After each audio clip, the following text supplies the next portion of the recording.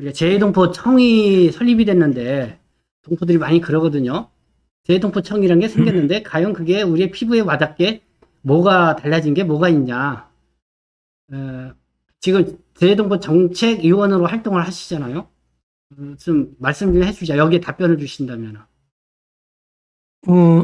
제가 뭐 재해동포 정책위원 민간위원으로 이제 참여하게 됐는데요. 정부위원이 12명인가 13명 있고, 그다음에 민간위원이 한 5명이 돼요. 이제 뭐 미주 대표, 그다음에 뭐 또 이제 뭐 또 일본 대표, 뭐 이렇게 해서 쭉 나오는데 저는 이제 국내 체류 중국 동포 대표로 이제 민간위원으로 참여시켰더라고요. 그런데 뭐 지난 1월 달에 회의가 있었습니다. 다 모여가지고 장관님이 주재하시고 해서 뭐 아주 두꺼운 안건을 심의를 했습니다. 네. 심의를 했는데 그 전에도 제가 이제 재해동포 정책위원회 민간위원으로 몇 번 참여했었죠. 네. 박근혜 대통령 때도 참석했었고, 그다음에 문재인 대통령 때도 제가 참석했었고, 계속 쭉 민간으로 참석했습니다만은, 그때는 그 안건에 국내 체류 동포에 관련된 안건이 없었어요. 거의. 네, 뭐 네. 관련했다 그러면 비자를 어떻게 조금 뭐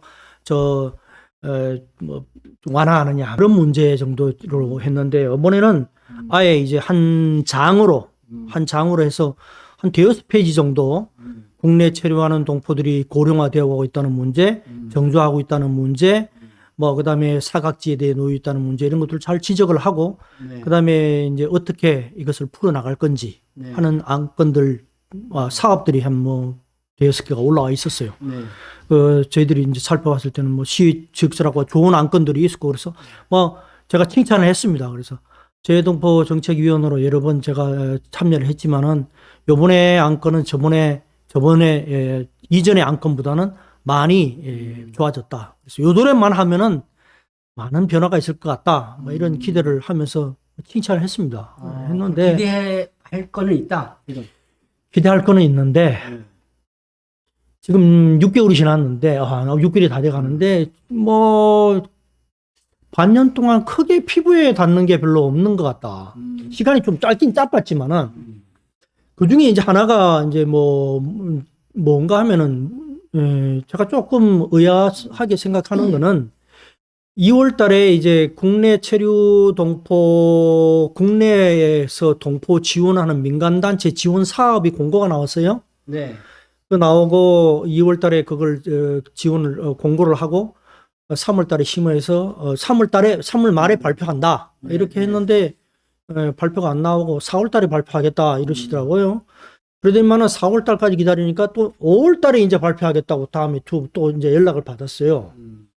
그래서 이제 이 사업은 뭐 잘 아시겠지만은 예전에 재해동포 재단에서도 했던 사업입니다. 네. 했던 사업인데 우리가 재해동포 재단 사업도 해봤지만은 신청하면은 뭐 한두 달 만에 결론이 나서 그 다음에 한 3월이나 4월에 사업이 시작되어서 조그만 돈이지만은 지원받은 그 돈으로 사업을 1년 동안 할 수 있었는데, 이거 이제 5월 달에 발표가 나면 이제 뭐 꾸려가지고 하면 6월 달에 이제 사업이 시작되는데, 보통 우리 정부 사업이 10월이면 마감되지 않습니까? 네. 6, 7, 8, 9, 9월 한 3, 4개월 동안에 사업을 마무리해야 되는 사업이라서, 이건 보통 보면은 사업이 1년 규모로 이래서 좀 그래도 뭐 앞뒤 잘라 먹더라 하는데, 그래도 7, 8개월 이상, 한 9개월은 해야지 그래도 1년 사업, 그렇죠. 1개년 사업이었다. 뭐 이렇게 우리가 좀 인정을 해줄 수 있겠는데, 이거 5월 달에 발표를 해버리면은, 근데 6월 달 시작하면 이래가지고 이게 2024년 1년 사업이라고 할 수 있을까? 그래서 이제 저는 그렇습니다. 이걸 하나로 보면 열을 안다고 할 수 있는데, 다 아는데, 이게 뭐, 첫 끝발이 개끝발이라고 그러나요? 이게 처음 보니까 저는 많은 그 안건을 볼 때는 많은 기대를 했습니다만은, 현재 시작하신 거는 조금 좀 기대에 못 미친다. 그리고 그 안건에 담겨졌었던 그 안건 중에 제가 생각나는 것들이, 국내 체류하는 동포들에 관련돼서 가려운 부분을 그 하기 위해서 순회 간담회도 하고 이러면서 많은 의견을 듣도록 하겠다 그러는데 지금 뭐 한 번도 뭐 그런 게 뭐 열린 적도 없고요. 뭐 보니까 우리 청자님께서 해외에 나가서 이렇게 돌아다니면서 이렇게 저 간담회 하시는 거 많이 봤어요. 네. 이렇게 신문 뉴스에 많이 나오시더라고요. 근데 국내는 전장 없다. 그래서 아까 전에 처음 말씀드렸다시피 재동포청이 만들어지고 국내 체류하는 동포 관련된 법도 만들어지고 하고 안건에도 그런 것이 담겨졌지만 실상은 피부로 느껴지는 게 없고 예전과 비슷하지 않나. 그래서 조금 좀 섭섭하다. 정책위원회 그런 지금 생각이 됐는데 듭니다. 정책위원회 활동하니까 그전 정부 때도 했었잖아요. 네. 정책위원회 뭐 좀 더 좀 이렇게 우대돼 있거나 뭐 그런 게 좀 있어요? 전혀 없습니다. 우대 안 되니까 지금 이렇게 확 전혀 우대 안 되니까 조금 얼굴이 좀 이렇게 좀 화가 났지 않습니까, 이거? 우대를 가지고 벌써 이 얼굴이 빨개지잖아, 이거 지금.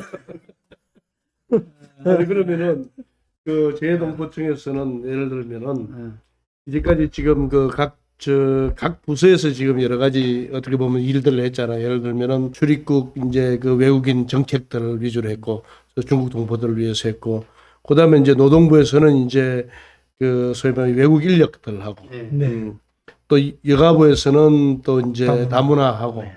그다음에 교육부하고 과기부에서는 이제 뭐 유학생들이나 인재 이제 이런 걸 했는데 그런 걸 전부 다 통합을 해가지고 하려고 그러면은 각 부서 간의 어떤 여러 가지 그 정책적인 조정들이 기본적으로 선행이 돼야 되는 거 아닌가 생각이 드는데 지금 말씀하신 거 전혀 그렇게 된 것 같지를 않은 느낌이 좀 들거든요. 예, 근데 이렇게 되면 결국은 뭐냐면은 재동포청이 그 컨트롤 타워의 역할을 해야 되는데 중복된 걸 자르고 또 같이 집중화시키고 해야 되는지 그게 없이 그냥 일단 만들어진 듯한 그런 느낌이 들고 그래서 저는 개인적으로는 어떤 생각이 들었냐면은 오히려 이민청이 그 지금 이제 계류되어 있는 이민청이 제대로 되면은 정말 그 동포들이나 실질적인 어떤 그런 그 법무부에서 오랫동안 그 노하우와 경험들을 가지고 이제 하고 있는 건데 지금 아까 이민청에서 재동포청에서 얘기한 것들은 그런 것들은 전부 다 이제 축적된 걸 갖다 가지고 하셨는데 또 다시 현실화 시키고 적용하려고 그러면 또 시간이